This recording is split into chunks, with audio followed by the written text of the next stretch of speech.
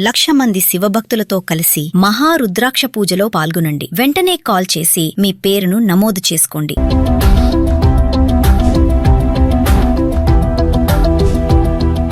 నమస్తే, welcome back to Suman TV.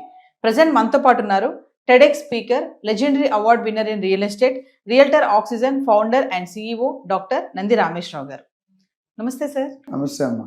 Sir, H1B visa renewal చేసుకోవడానికి ఇక ఛాన్స్ లేదు, ఇంటికి వెళ్ళిపోవాల్సిందే అంటున్నాడు ట్రంప్. అంటే మరి రెన్యువల్ చేసుకోవాలంటే గతంలో మనకి డ్రాప్ బాక్స్ ఉండేది, అది కూడా తీసేస్తాము అంటున్నాడు. ఇప్పుడు మన ఇండియాకి వెళ్ళి అక్కడ కాన్సులేట్లో చేసుకోవాలంటారా? ఏంటి ఇవన్నీ, ఎందుకు ఇంత మార్పులు చేస్తున్నాడు అంటే? ఏంటంటే అమెరికాలో పెద్ద థ్రెట్ ఏంటంటే ట్రంప్ గారు కూడా వాళ్ళు ఓన్ దేశస్తులు ఎగనెస్ట్ ఉన్నారు. ఏంటంటే అసలు ఫారినర్స్కి ఎందుకు ఇస్తున్నావు జాబ్స్, లేవా చేసుకోలేము, వాళ్ళకి చెందాల మన బతుకు బజార్ అవుతుంది, రోడ్డు మీద పడుతుంది, we are on road, crorepati becoming రోడ్డుపతి. సో అది చాలా వ్యతిరేకత నడుస్తుంది. ఇప్పుడే కాదు, ముందు ఉండేది, ఇప్పుడు కొద్దిగా ఎక్కువైంది. ఏంటంటే మిగతా డెఫినెట్గా ఇప్పుడు మన వాళ్ళు కొద్దిగా ఐక్యూ లెవెల్స్ ఉన్నాయి. నేను ఒక లాస్ట్ టైం ఎప్పుడో చెప్పాను, every 4th engineer in America is from India, every 4th engineer from India is from south, every 4th engineer from south is from United Andhra Pradesh. That's the analysis we have. అంటే నాకు తెలిసి ఇప్పుడు H1B visa మీద 3.85 lakhs ఉన్నారు అమెరికాలో. అందులో 72% మన వాళ్ళే ఉన్నారు. అంటే వెరీ హై ఫిగర్. ఎందుకంటే మన వాళ్ళకి అంత కమిట్మెంట్ కానీ, అంత ఐక్యూ లెవెల్స్ కానీ, అంత పనిచేసే బిజినెస్ అక్యుమెన్ కానీ ఇవన్నీ ఉన్నాయి. సో దానివల్ల డెఫినెట్గా we are being paid very high salaries, $2 lakh, $3 lakh, $4 lakh per month. అంటే నాట్ ఎ బిగ్ అమౌంట్. ఒక $1 lakh అంటే 80 lakhs, 2 lakh, 3 lakh, 4 lakh అంటే మీరు చూసుకోండి, 2, 3, 4 కోట్లు, 5 కోట్లు సంపాదించే వాళ్ళు కూడా ఇండియన్స్ ఉన్నారు నెలకి. ఇక్కడ 60 కోట్లు ఒక సంవత్సరం లైఫ్ టైం కూడా మీరు నేను సంపాదించినాం. అన్నీ బాగుంటాయి తప్ప రేపొద్దు నువ్వు చందాకో చెల్లాకో చైర్మన్ అయిపోయావు అనుకో, డిఫరెంట్. సో ఇప్పుడు ఏమంటారంటే కొత్త రూల్స్ ఒక జనరల్గా నాకు తెలిసి 3 సంవత్సరాలకి ఇస్తారు, ఇంకో 3 సంవత్సరాలు ఎక్స్ట్రా రెన్యువల్ చేసుకోవచ్చు. అది అమెరికాలోనే చేసుకోవచ్చు, డ్రాప్ బాక్స్ కానీ అక్కడ ఉన్న డాక్యుమెంటేషన్.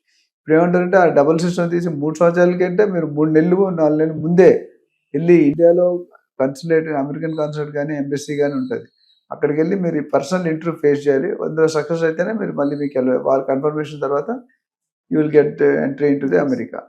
అది ఉద్దేశం అంటే ప్యూర్లీ బయట వాళ్ళని తగ్గించే విధానానికి ఇది ఒక మార్గం. అంతే, నాన్ ఇమిగ్రెంట్స్ ఎవరైతే ఉంటారో వాళ్ళందరినీ. అది ఎందుకంటే వీసా మీద చాలా చేంజెస్ ఇచ్చాడు, బర్త్ రిజిస్ట్రేషన్ మీద చాలా చేంజెస్ ఇచ్చాడు, ఇంపోర్ట్ ట్యాక్సెస్ మీద చాలా, ఇంపోర్ట్ ఎక్స్పోర్ట్స్, ఇవన్నీ కూడా దే ఆర్ అంటే బాధపడే విచారించ అవసరం పనులు అంట. ఎందుకంటే అలా చేయకూడదు.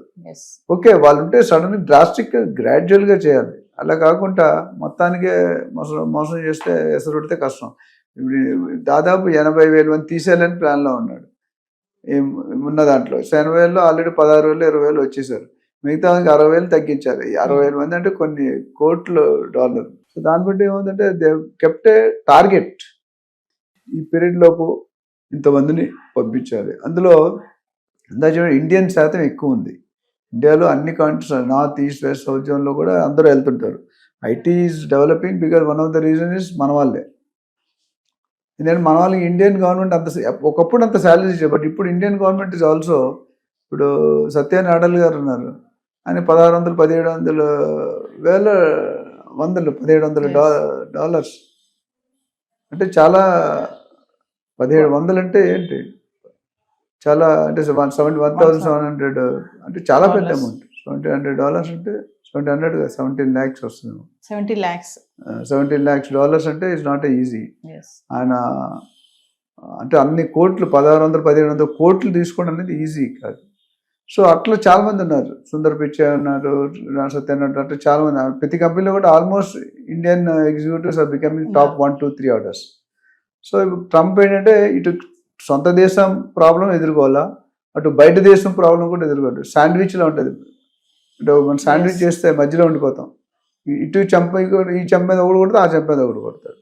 సో ఇక్కడ ఏమైందంటే నవ్ ఈ సమ్టైమ్స్ ఈయన తీసుకున్న డెసిషన్లో నా గటుక అయిపోతుంది. ఎందుకంటే గ్రోత్ అనేది ఆగిపోతుంది, రెవెన్యూ అనేది పడిపోతుంది. ఎందుకంటే మన ప్లేస్లో ఫారినర్స్ రిప్లేస్ చేయాలంటే.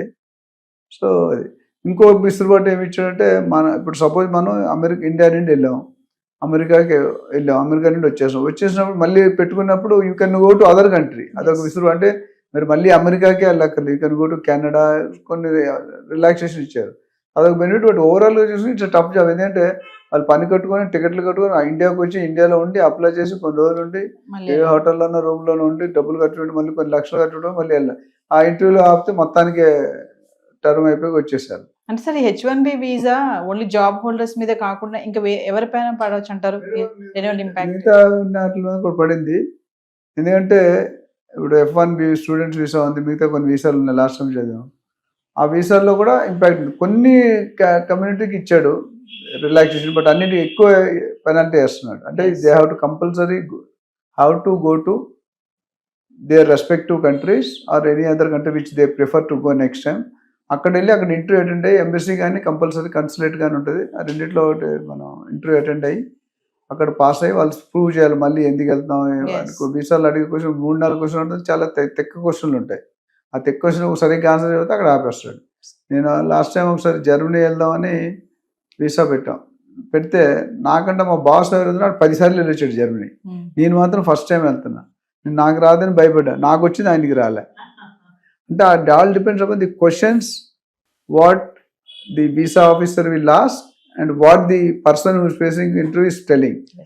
అంత పెద్ద 10 సార్లు వెళ్ళాడు అనుకుంటా, ఆయన అమెరికా ఇవన్నీ 100 సార్లు వెళ్ళాడు, America, Japan, China, Switzerland. But ఇక్కడ నేను ఒక్కసారి కూడా వెళ్ళలేదు, ఫస్ట్ టైం పెట్టాం. మా అంత స్టాంపింగ్ అయింది, ఆ క్వశ్చన్లో నాకు పంపించాడు. అదే ఆఫీసర్ ఆయన కూడా ఇంటర్వ్యూ, నా తర్వాత ఆయనకి రాలే. సేమ్ ఆఫీసర్ ఇద్దరిని ఇంటర్వ్యూ చేశారు. నాకు ఎక్స్పీరియన్స్ లేదు, ఆయనకి ఎక్స్పీరియన్స్ ఉంది, but it's not accept. So ఆ question to question, officer to officer it will change, country to country it may change. వాడు అడిగే నువ్వు ఇప్పుడు తిరిగి వస్తావా రావని మనం చెప్పే దాని మీద పసిగట్టేస్తాడు. వీడు ఉండడానికి వెళ్తున్నాడా లేదా రావడానికి వెళ్తున్నాడా. ప్లస్ అందుకని అంతమంది మనకి ఇంత మనీ ఉండాలనేవారు, బ్యాంక్ బ్యాలెన్స్, ఇక్కడ ప్రాపర్టీ ఉండాలి, బ్యాంక్ బ్యాలెన్స్ ఉండాలి, ఆ రూల్స్ ఇప్పుడు కూడా ఉన్నాయనుకుంటా. అంటే డబ్బులు ఉంటే మళ్ళీ మీరు తిరిగి వస్తారు, లేవనుకోండి అక్కడ ఈ డబ్బుల కోసమే రావాలి కదా మనం. సో అందుకని 50 మొదట్లో 20-30 years back 50 lakhs 30 lakhs funding, అప్పుడు 50 lakhs అంటే ఇప్పుడు కోర్టులో అమౌంట్. సార్ ఫైనల్ ఒక క్వశ్చన్ చెప్పండి సార్, ఎందుకు ట్రంప్ H1B వీసా వద్దు అంటున్నాడు అసలు? నాకు తెలిసి టెస్లాకే ఎక్కువ మంది H1B వీసాలో ఉన్నారు వాడు against side. And there is a lot of pressure from the local citizens of America.